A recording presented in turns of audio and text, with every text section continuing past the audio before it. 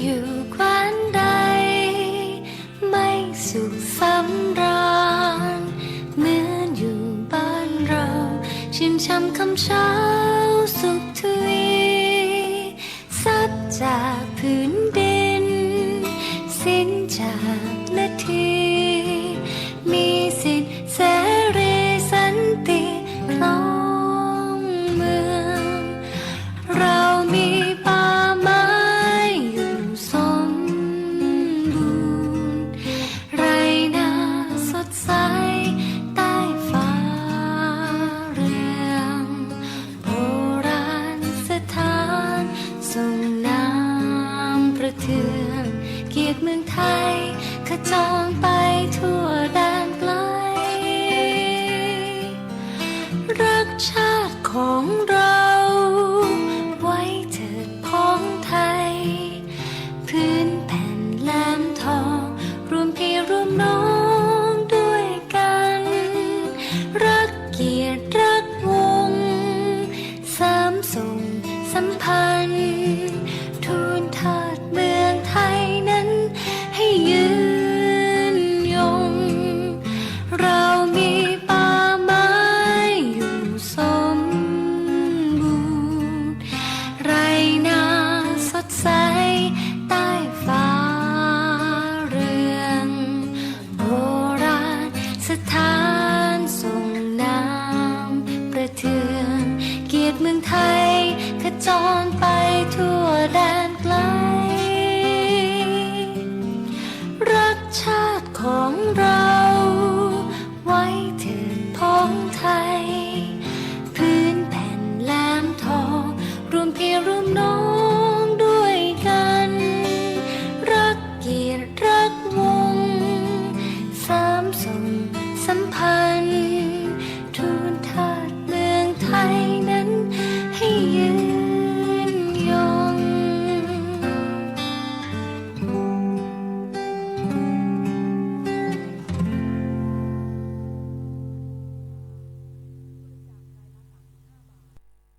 สวัสดีค่ะต้อนรับคุณผู้ฟังเข้าสู่รายการคุณของแผ่นดิน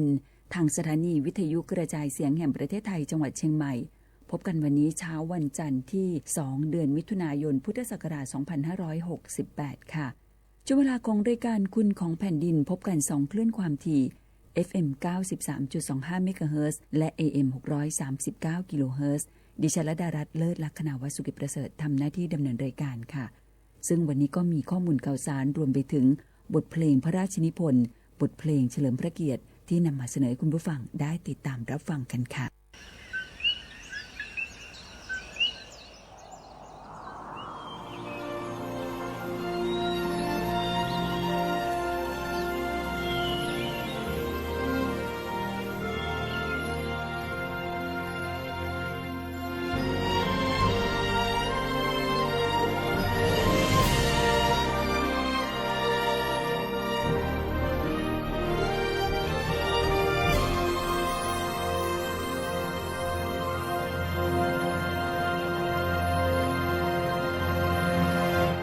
จากต้นไม้ต้นหนึ่งที่ใครคนหนึ่งเคยปลูกไว้วันนี้ได้เติบใหญ่ออกผลแต่เคยรู้บ้างไหมว่ายังมีใครอีกคนที่ยังคงรดน้ำพรวนดินทุกคืนวันเฝ้าคอยก้าวตามรอยความดีเรื่อยไปไม่ว่าใครจะเห็นหรือไม่สำคัญไม่เคยละทิ้งที่เคยตั้งปณิธานจะสืบสานรักษาต่อยอดต่อไปและหากสองมือ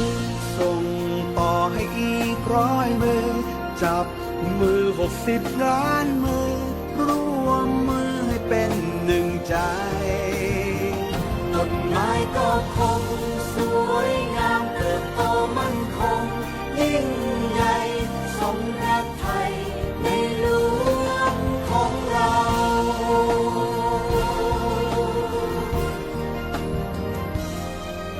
เ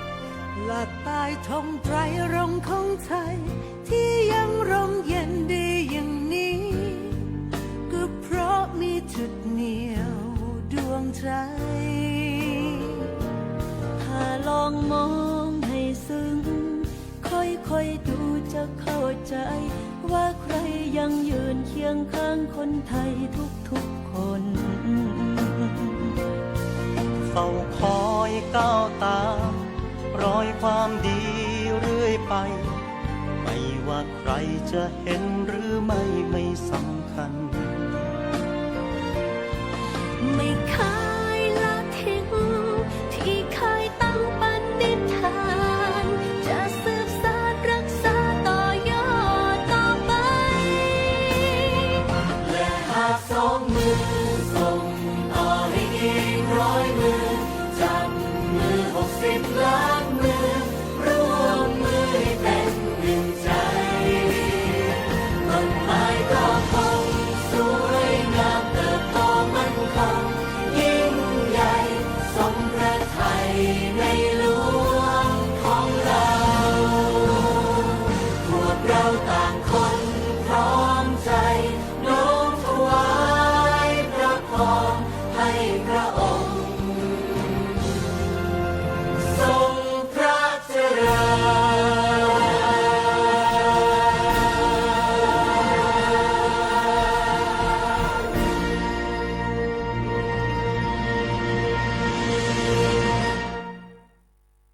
และหากสองมือส่งต่อให้อีก100 มือจับมือ60 ล้านมือร่วมมือให้เป็นหนึ่งใจต้นไม้ก็คงสวยงามเติบโตมั่นคงยิ่งใหญ่สมพระทัยในหล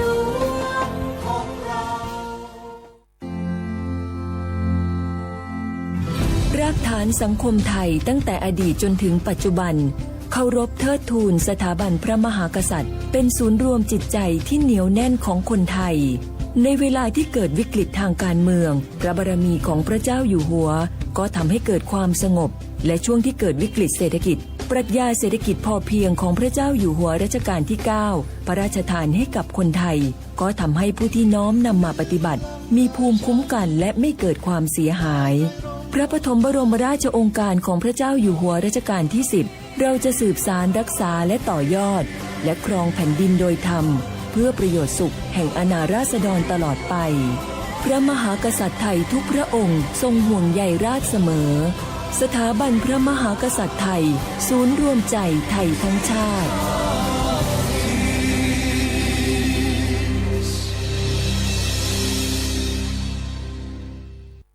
กลับเข้าสู่รายการคุณของแผ่นดินค่ะคุณผู้ฟังคะมีข่าวประชาสัมพันธ์สำนักพระราชวังขอเชิญชวนประชาชนร่วมเจริญอริยมรรคสัมมาทิฏฐิระลึกถึงพระรัตนตรัยด้วยบทว่าพุทโธเมนาโถพระพุทธเจ้าเป็นที่พึ่งอันประเสริฐของข้าพเจ้าธัมโมเมนาโถพระธรรมเป็นที่พึ่งอันประเสริฐของข้าพเจ้าสังโฆเมนาโถพระสงฆ์เป็นที่พึ่งอันประเสริฐของข้าพเจ้าโดยให้ระลึกย้ำๆซ้ำๆต่อเนื่องได้ในทุกอิริยาบถยืนเดินนั่งนอนเพื่อถวายเป็นพระราชกุศลเนื่องในโอกาสวันเฉลิมพระชนมพรรษาสมเด็จพระนางเจ้าพระบรมราชินีวันที่3มิถุนายน2568ระหว่างวันที่2มิถุนายน2568เวลา 8 นาฬิกาถึงวันที่4มิถุนายน2568เวลา 8 นาฬิกาผ่านแอปพลิเคชันสมาธิเสบียงบุญซึ่งคุณผู้ฟังสามารถที่จะดาวน์โหลดแอปพลิเคชันได้ทั้ง Play Store และ App Store ค่ะทั้งนี้สำนักพระราชวังยังได้ขอเชิญชวนประชาชนร่วมลงนามถวายพระพรชัยมงคลสมเด็จพระนางเจ้าพระบรมราชินีเนื่องในโอกาสวันเฉลิมพระชนมพรรษาวันที่3มิถุนายน2568ผ่านระบบออนไลน์ที่เว็บไซต์หน่วยราชการในพระองค์ www.royaloffice.th ระหว่างวันที่2-4 มิถุนายน2568ค่ะ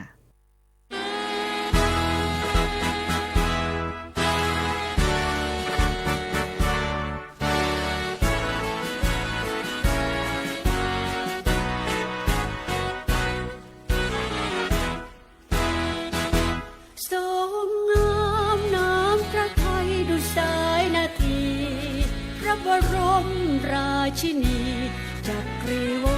ดำรงยศศักดิ์สมเด็จพระนางเจ้าสุธิดาพัชรสุภาพิมลลักษณ์เป็นที่ประจักษ์แด่สายตาของประชาไทยทรงงามคู่ขวัญองค์พระราชาเปี่ยมล้นด้วยพระเมตตาพระกรุณาสุดจะหาไหนดังยาทิพย์ฉโลมฤดีชุ่มช่ำใจประสบนิกรไทยขอถวายสดุดีสมเด็จพระบรมราชินีดังร่มใสเป็นมิ่งขวัญดวงใจไทยทุกที่เชิดชูเกียรติราชวงศ์จักรีพระบารมีปกเกล้าชาวไทยทรงงามสมกุลสตรีปวงข้าจงรักภักดีขอทรงมีพลานามัยแจ่มใสทรงพระสำราญพระราชหฤทัยถวายพระพรชัยขอพระองค์ทรงพระเจริญ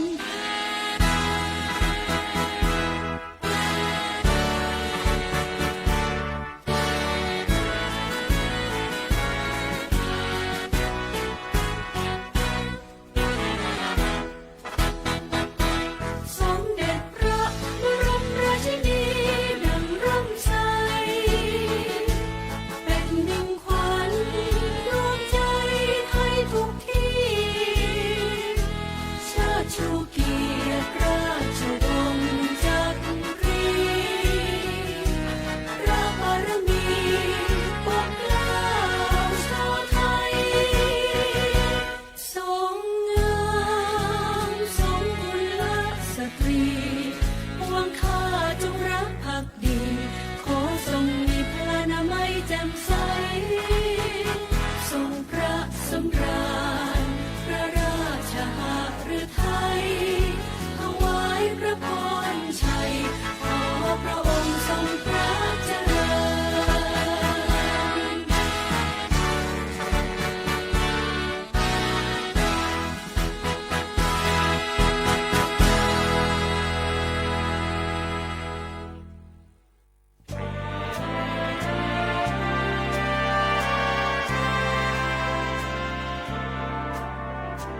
ช่าง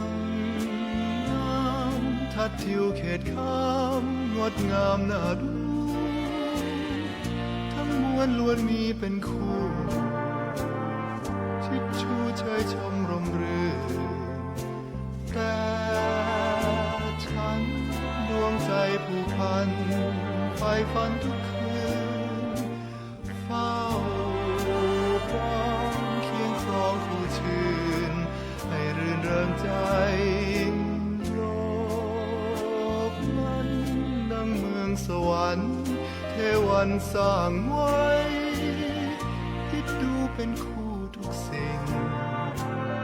ล้วนมีรักจริงยิ่งใหญ่อันธรรมชาติใสใช้แรงความรักความใคร่ยอมชีวิตให้ยืนยง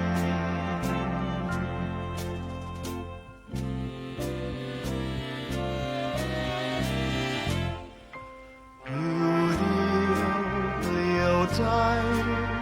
อาไทยไฟฝัน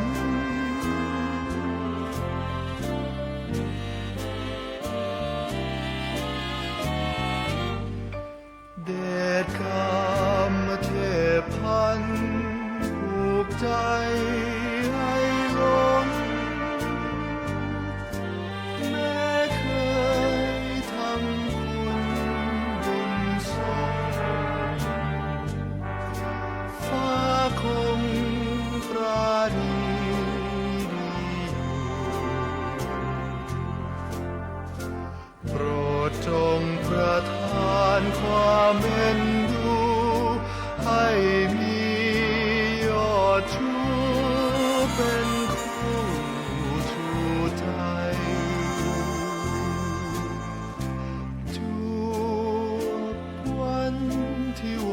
ดฉันตะวันสดใสฟ้าดลบันดาลรักให้สมดังดวงใจมุ่งมั่นเฝ้าวอนพระทรงเสกพรไหว้วอนทุกวันโศกสูญดวงใจอาถรรพ์ตื่นตันหุราจวบวันราตรีเฉิดฉันดวงจันทร์แจ่มฟ้าพบความรักดังใจมันเหมือนเดือนตะวันกลางลาสมพรจากฟ้าพระทรงประทานปวงค่าชีวิตในลายืนยง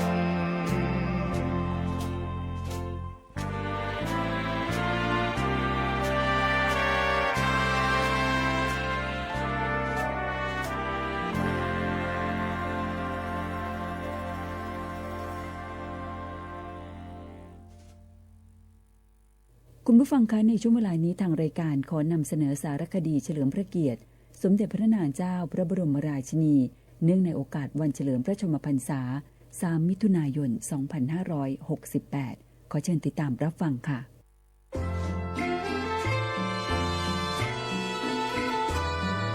ข้าพเจ้า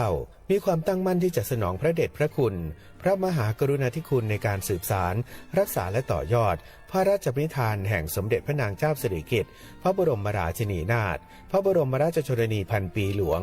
เมื่อดังที่พระบาทสมเด็จพระเจ้าอยู่หัวทรงตั้งพระราชปณิธานที่จะสืบสานรักษาและต่อยอดและแผ่ขยายพระบารมีแห่งสมเด็จพระบรมชนกนาถและสมเด็จพระบรมราชชนนีพระราชดำรัสสมเด็จพระนางเจ้าสุธิดาพัชรสุธาภิมลลักษณ์พระบรมราชินีสมเด็จพระนางเจ้าสุธิดาพัชรสุธาภิมลลักษณ์พระบรมราชินีเสด็จพระราชสมภพเมื่อวันที่ 3 มิถุนายน พุทธศักราช 2521 ในการพระราชพิธีราชาภิเษกสมรสกับพระบาทสมเด็จพระวชิรเกล้าเจ้าอยู่หัวณพระที่นั่งอัมพรสถานพระราชวังดุสิตเมื่อวันที่ 1 พฤษภาคม พุทธศักราช 2562 ทรงได้รับการสถาปนาเป็นสมเด็จพระราชินีสุธิดาทรงดำรงตำแหน่งพระอิสริยยศฐานันดรศักดิ์แห่งพระราชวงศ์ต่อมาในการพระราชพิธีบรมราชาภิเษกเมื่อวันที่ 4 พฤษภาคม 2562 พระบาทสมเด็จพระวชิรเกล้าเจ้าอยู่หัวโปรดเกล้าโปรดกระหม่อมสถาปนาเฉลิมพระเกียรติยศสมเด็จพระราชินีสุธิดาขึ้นเป็นสมเด็จพระบรมราชินีทรงพระนามว่าสมเด็จพระนางเจ้าสุธิดาพัชรสุธาภิมลลักษณ์พระบรมราชินีนับตั้งแต่การได้รับการสถาปนาราชอิสริยยศฐานันดรศักดิ์แห่งพระราชวงศ์สมเด็จพระนางเจ้าสุธิดาพัชรสุธาภิมลลักษณ์พระบรมราชินีได้ทรงปฏิบัติพระราชกรณียกิจเป็นที่ประจักษ์ว่าตลอดระยะเวลาที่ผ่านมาทรงถวายงานรับใช้เบื้องพระยุคลบาทพระบาทสมเด็จพระเจ้าอยู่หัวด้วยความจงรักภักดียิ่งสมเด็จพระนางเจ้าสุธิดาพัชรสุธาภิมลลักษณ์พระบรมราชินีทรงให้ความสำคัญและทรงสนพระราชหฤทัยในการสืบสานพระราชกรณียกิจต่างๆของพระบาทสมเด็จพระบรมชนกาธิเบศรมหาภูมิพลอดุลยเดชมหาราชบรมนาถบพิตรและสมเด็จพระนางเจ้าสิริกิติ์พระบรมราชินีนาถพระบรมราชชนนีพันปีหลวงหลายครั้งได้เสด็จพระราชดำเนินเป็นการส่วนพระองค์เพื่อศึกษาแนวพระราชดำริและวิธีการทรงงานเพื่อพัฒนาต่อยอดเพิ่มหนทางในการประกอบอาชีพด้านต่างๆให้กับประสบกนิกรพระราชทานขวัญและกำลังใจเพื่อให้ทุกภาคส่วนได้ร่วมกันสนับสนุนส่งเสริมกลุ่มสมาชิกศิลปาชีพทั่วทุกภูมิภาคที่มุ่งมั่นสร้างสรรค์ผลิตภัณฑ์คุณภาพทรงปลุกกระแสงานผ้าไทยและงานหัตถศิลป์ไทยชุดไทยพระราชนิยมและกระเป๋าทรงถือสไตล์รักโลกล้วนแต่เป็นการสืบสานรักษาและต่อยอดซึ่งเป็นผลิตภัณฑ์จากฝีมือลูกหลานชาวไร่ชาวนาของมูลนิธิส่งเสริมศิลปาชีพของสมเด็จพระนางเจ้าสิริกิติ์พระบรมราชินีนาถพระบรมราชชนนีพันปีหลวงกลับมาเป็นที่นิยมอีกครั้งหนึ่งสมเด็จพระนางเจ้าสุธิดาพัชรสุธาภิมลลักษณ์พระบรมราชินีทรงสนพระราชหฤทัยในการวิจัยที่มีความหลากหลายโดยพระราชทานต้นเอเดไวท์ให้แก่มูลนิธิโครงการหลวง พื่อนำไปวิจัยทดสอบขยายและเพาะพันธุ์พัฒนาต่อยอดเพิ่มมูลค่างานวิจัยสารสกัดเวชสำอางจากต้นเอเดไวท์พร้อมส่งเสริมการท่องเที่ยวเชิงนิเวศโดยรวมทางด้านกีฬาพระองค์ทรงแสดงพระอัจฉริยภาพทางด้านกีฬาหลากหลายประเภททรงร่วมการแข่งขันไอซ์ฮอกกี้คู่เปิดสนามภายใน Thailand International Ice Hockey Arena เชียงใหม่ทรงร่วมการแข่งขันเรือใบนานาชาติชิงถ้วยพระราชทานภูเก็ตคิงส์คัพรีกัตตาครั้งที่ 35 ณ หาดกะตะจังหวัดภูเก็ตและเป็นการสืบสานกีฬาเรือใบของไทยให้เป็นที่ยอมรับในระดับนานาชาติอีกทั้งยังส่งเสริมสร้างแรงบันดาลใจให้แก่นักกีฬาเรือใบรุ่นใหม่โดยเฉพาะเยาวชนไทยให้ได้ฝึกฝนทักษะและพัฒนาต่อยอดการเล่นเรือใบสู่ระดับสากลต่อไปในขณะที่ทางด้านการทหารพระองค์ทรงฝ่ายศึกษามุ่งมั่นฝึกฝนวิชาการทหารอย่างตั้งพระทัยและเคร่งครัดในระเบียบวินัยเป็นอย่างยิ่งภาพเสด็จพระราชดำเนินไปในทุกโอกาสที่ทรงเยี่ยมพระสกนิกรแต่ละพื้นที่สมเด็จพระนางเจ้าสุธิดาพัชรสุธาพิมลลักษณ์พระบรมราชินีจะทรงให้ความสำคัญกับพระสกนิกรที่มาเฝ้าทูลละอองพระบาทรับเสด็จพร้อมกับมีพระราชปฏิสันถานอย่างใกล้ชิดผ่านพระจริยวัตรอันงดงามอย่างไม่ถือพระองค์มีพระราชอัธยาศัยอันอ่อนโยนเรียบง่ายได้นำมาซึ่งความปราบปลื้มอย่างหาที่สุดไม่ได้ในหัวใจของเหล่าพระสกนิกรนอกจากพระราชกรณียกิจที่ทรงปฏิบัติในประเทศแล้วในการเสด็จไปเยือนต่างประเทศพระองค์ยังทรงเคียงข้างเป็นคู่พระราชฤทัยในพระบาทสมเด็จพระเจ้าอยู่หัวในการเสด็จด้วยในครั้งที่ทั้งสองพระองค์เสด็จเพื่อร่วมพระราชพิธีบรมราชาภิเษกของสมเด็จพระเจ้าชาญที่3และสมเด็จพระราชินีคามิลล่าณมหาวิหารเวสต์มินสเตอร์กรุงลอนดอนเมื่อวันที่ 7-4 พฤษภาคม 2566 นั้นสมเด็จพระนางเจ้าสุธิดาพัชรสุธาพิมลลักษณ์พระบรมราชินีทรงฉลองพระองค์ในชุดผ้าไหมไทยได้อย่างสง่างามสมพระเกียรติด้วยเอกลักษณ์ของผ้าทอจากภูมิปัญญาคนไทยทำให้เป็นที่จับตายิ่งของนานาประเทศเป็นการเผยแพร่ผ้าไทยสู่สายตาชาวโลกได้อย่างแยบยลเมื่อวันที่ 16 พฤษภาคม พุทธศักราช 2567 พระองค์ได้เสด็จพระราชดำเนินไปทรงเข้าร่วมการประชุมสุดยอดการคุ้มครองเด็กกรุงเทพมหานคร พุทธศักราช 2567 หรือชาย Protection Summit บางกอก 2024 พร้อมด้วยสมเด็จพระราชินีซินเวียเรนาเธอร์ซอมเมรัตแห่งราชอาณาจักรสวีเดนณสำนักงานองค์การสหประชาชาติกรุงเทพมหานครในการนั้นได้พระราชทานพระราชดำรัสความสำคัญตอนหนึ่งว่าการดูแลให้เด็กมีความเป็นอยู่ที่ดีมีความปลอดภัยอย่างแท้จริงเป็นความรับผิดชอบพื้นฐานที่เราจะต้องตระหนักและร่วมกันรับผิดชอบเพราะเด็กคือทรัพยากรที่มีค่าที่สุดก็เป็นที่ประจักษ์แล้วว่าพระราชกรณียกิจในทุกด้านของสมเด็จพระนางเจ้าสุธิดาพัชรสุธาพิมลลักษณ์พระบรมราชินีได้สะท้อนเป็นอย่างดีถึงพระราชปณิธานอันมุ่งมั่นในการแบ่งเบาพระราชภาระของพระบาทสมเด็จพระเจ้าอยู่หัวทรงสืบสานรักษาและต่อยอดสนองพระราชประสงค์ของพระบาทสมเด็จพระเจ้าอยู่หัวทุกประการตามพระราชปณิธานอันมุ่งมั่นดังความในพระราชดำรัสข้างต้นเนื่องในโอกาสวันเฉลิมพระชนมพรรษา 3 มิถุนายน พุทธศักราช 2568 ขอพระองค์ทรงพระเจริญ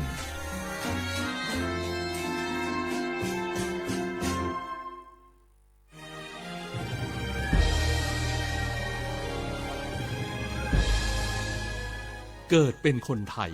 เติบโตบนผืนแผ่นดินไทยจงภูมิใจในความเป็นไทยชาติไทยเรานั้นนับเป็นชาติที่มีความเป็นมาเก่าแก่ยาวนานเรามีภาษาวัฒนธรรมและมีสิ่งต่างๆที่เป็นเอกลักษณ์ให้เราได้ภาคภูมิใจในความเป็นคนไทยเราควรเห็นคุณค่าและมีความรักชาติหวงแหนแผ่นดินอันเป็นมรดกของบรรพชน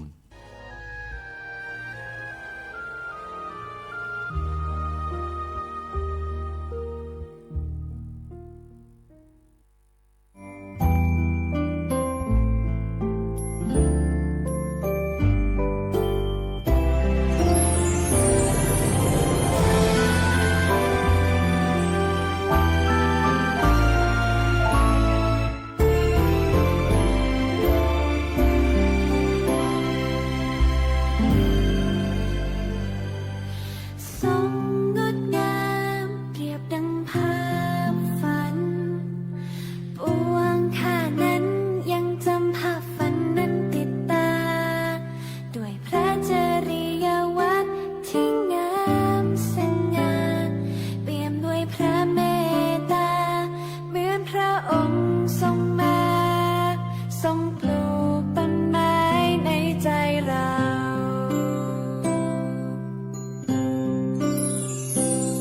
ค่อยผลิค่อยบานช้า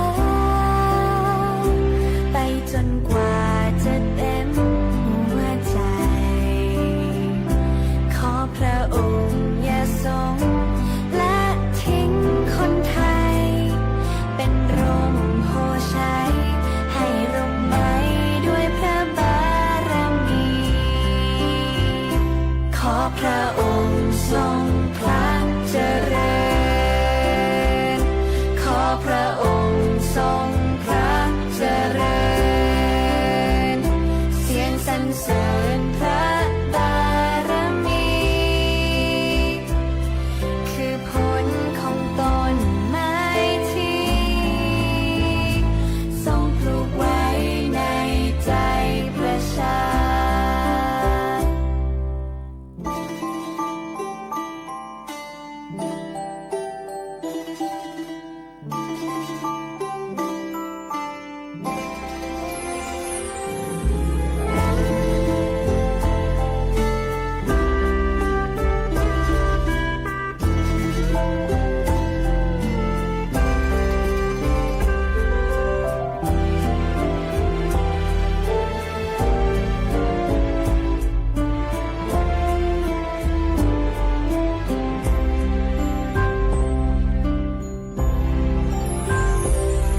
ค่อยผลิค่อยบา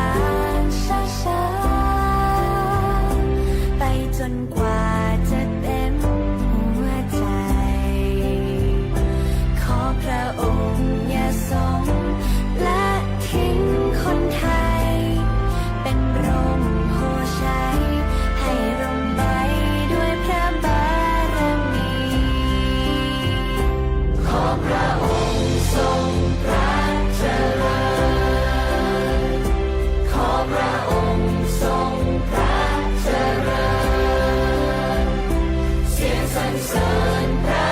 บารมี คือผลของต้นไม้ที่ทรงปลูกไว้ในใจประชา คือผลของต้นไม้ที่ทรงปลูกไว้ในใจประชา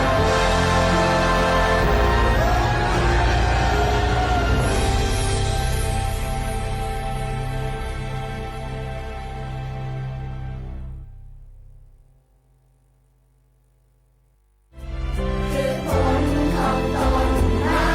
ที่ทรงปลูกไว้ในใจประชา คือผลของต้นไม้ที่ทรงปลูกไว้ในใจประชา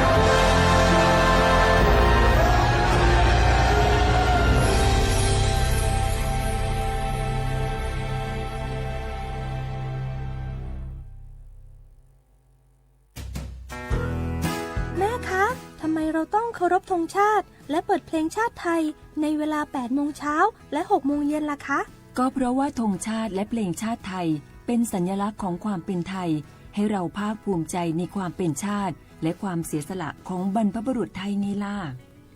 ค่ะ ฟังนะลูก ชาติไทยเรามีการปกครองในระบอบประชาธิปไตย อันมีพระมหากษัตริย์ทรงเป็นประมุข มีศาสนาพุทธเป็นศาสนาประจำชาติ เรามีวัฒนธรรม ขนบธรรมเนียม และจารีตประเพณีที่เป็นเอกลักษณ์ประจำชาติของเราเอง ค่ะพ่อ เพราะฉะนั้นนะลูกเราจงภูมิใจในความเป็นชาติ และช่วยกันปกป้องรักษาชาติไทย เพื่อให้ลูกหลานเราได้อยู่อาศัยอย่างสงบสุขสืบไป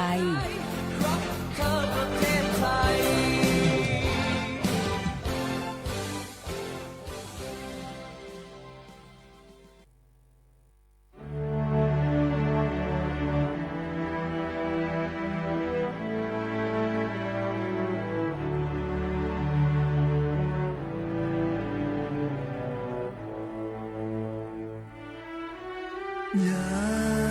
มลมหนาวพัดโบกโบยช ชื่นเหล่าสกุลร้องรื่นรมหมู่ดอกไม้ชวนพมรร่อนชมช่างสุขสมเพลงตาหน้าดูชูใจโอ้รักเจ้าเอ๋ยยามรักสมดังให้พิจดูสิ่งใดก็แลวิไลแจ่มใสพลันอันความรักมักจะพาใจฝันเมื่อรักนั้นสุขสมจิตปอง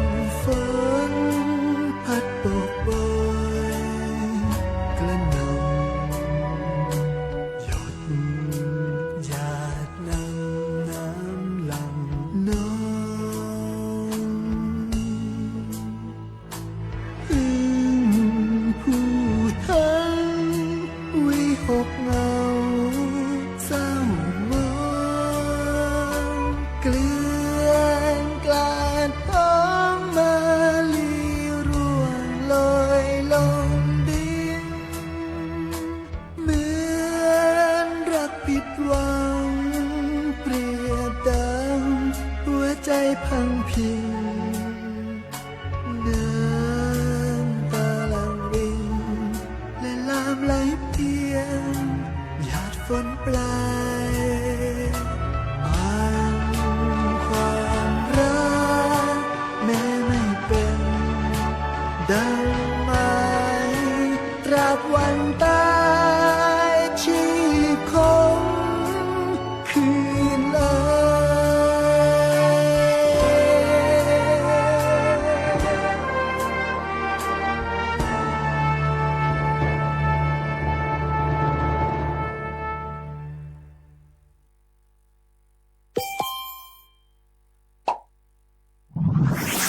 ศูนย์จิตอาสาพระราชทาน ตั้งใจทำงานมาอย่างเนิ่นนาน เพื่อจะช่วยเหลือพี่น้องชาวบ้าน ให้มีความสุขสดชื่นสำราญ นำพาไปสู่พัฒนาการ เกิดเป็นสายด่วนเข้าถึงชาวบ้าน ดูแลห่วงใยใส่ใจทุกด้าน กระจายไปทั่วสีภูมิภาค ช่วยแก้ปัญหาและประสานงาน โทร1510เลือกขาดแคลนต้องการเร่งด่วน โทร1510ช่วยซ่อมแซมบ้านผู้ยากไร้ โทร1510บ้านเสียหายจากภัยธรรมชาติ โทร 1510 ส่งต่อสิ่งของเพื่อบริจาค โทร 1510 ต้องการความช่วยเหลือจิตอาสาช่วยได้ติดต่อสอบถามรายละเอียดเพิ่มเติมที่เพจ Facebook โรงเรียนจิตอาสาพระราชทาน เอาล่ะแก้วเกยสังเกตก็ในปฏิทินไทยมีวันสำคัญเกี่ยวกับสถาบันพระมหากษัตริย์อยู่เกือบทุกเดือนเลยนะ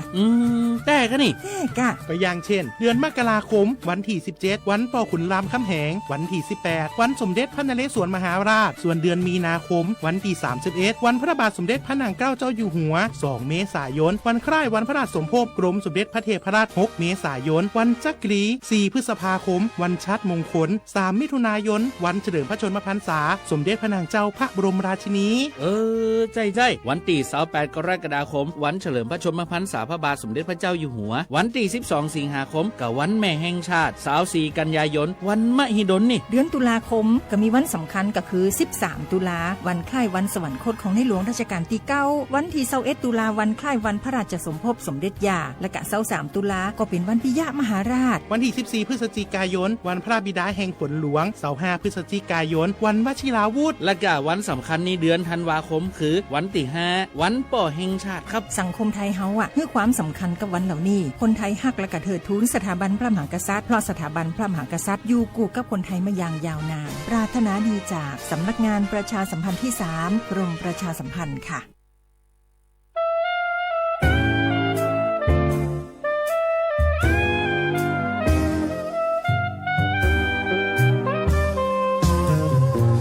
นกน้อยคล้อยบินมาเดียวดาย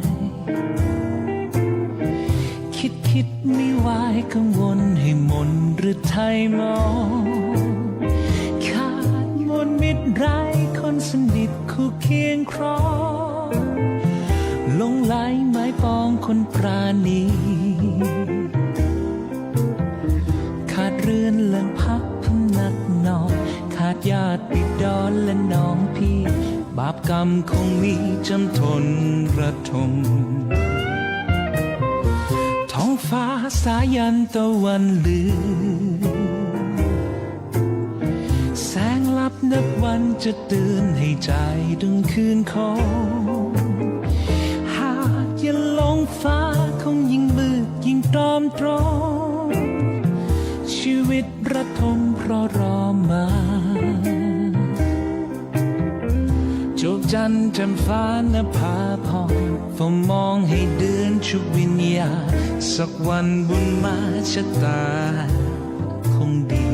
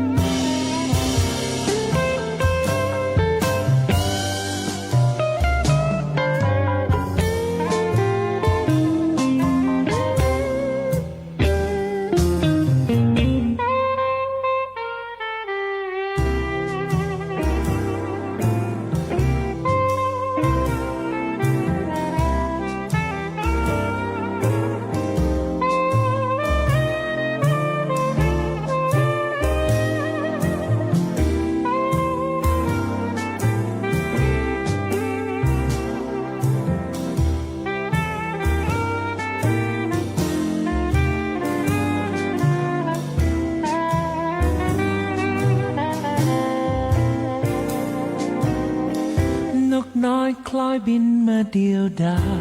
ยคิดไม่ไหวกังวลให้มนหรือไทยมองขาดมนมิตรไร้คนสนิทคู่เคียงครองลงไหลไม้ปองคนปราณีขาดเรือนแหล่งพักพำนักนอนขาดญาติบิดรและน้องพี่บาปกรรมคงมีจำทนระทมท้องฟ้าสายันตะวันลือแสงลับนับวันจะเตือนให้ใจดึงคืนของหากอย่าลงฟ้าคงยิ่งมืดยิ่งตรอมตรองชีวิตระทมเพราะรอมาโจกจันทร์แจ่มฟ้านภาพรเฝ้ามองให้เดือนชุบวิญญาณ สักวันบุญมาชะตาคงดี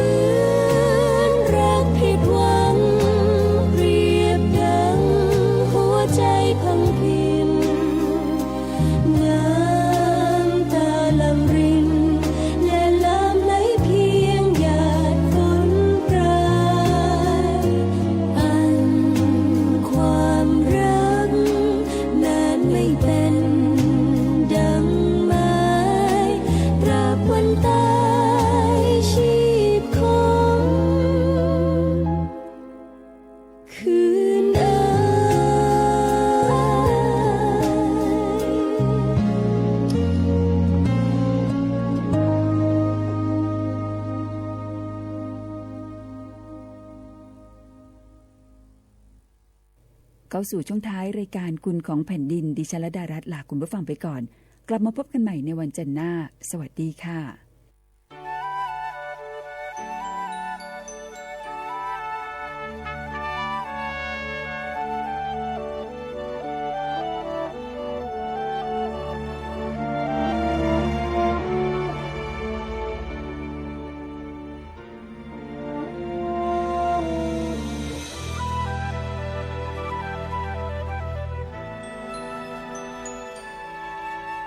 เมื่อลมฝน